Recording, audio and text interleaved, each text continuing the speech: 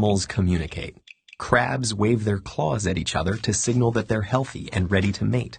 Cuttlefish use pigmented skin cells called chromatophores to create patterns on their skin that act as camouflage or warnings to rivals.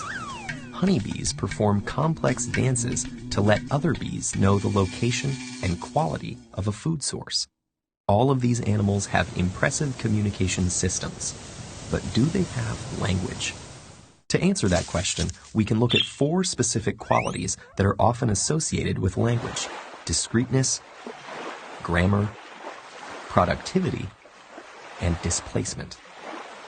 Discreteness means that there is a set of individual units, such as sounds or words, that can be combined to communicate new ideas.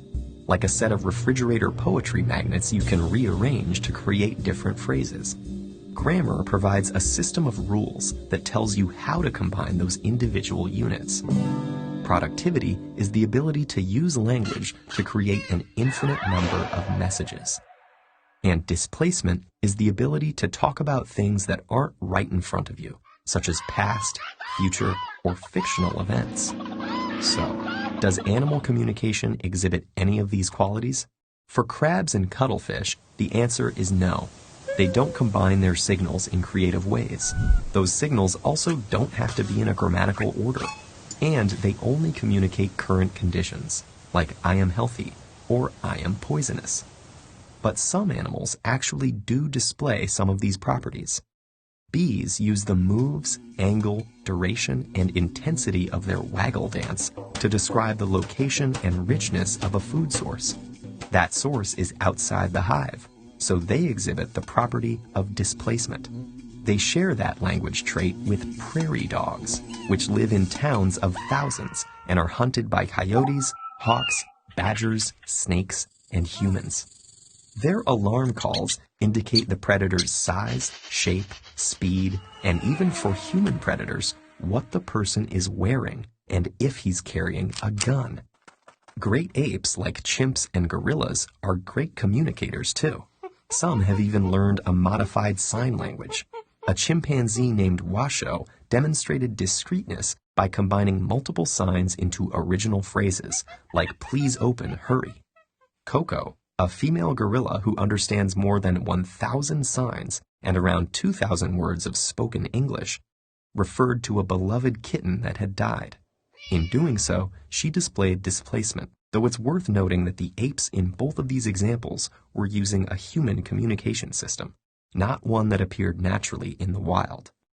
There are many other examples of sophisticated animal communication, such as in dolphins, which use whistles to identify age, location, names, and gender.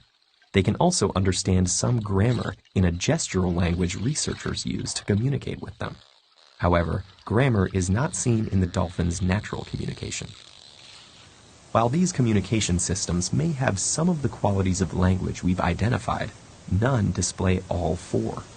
Even Washoe and Coco's impressive abilities are still outpaced by the language skills of most 3-year-old humans.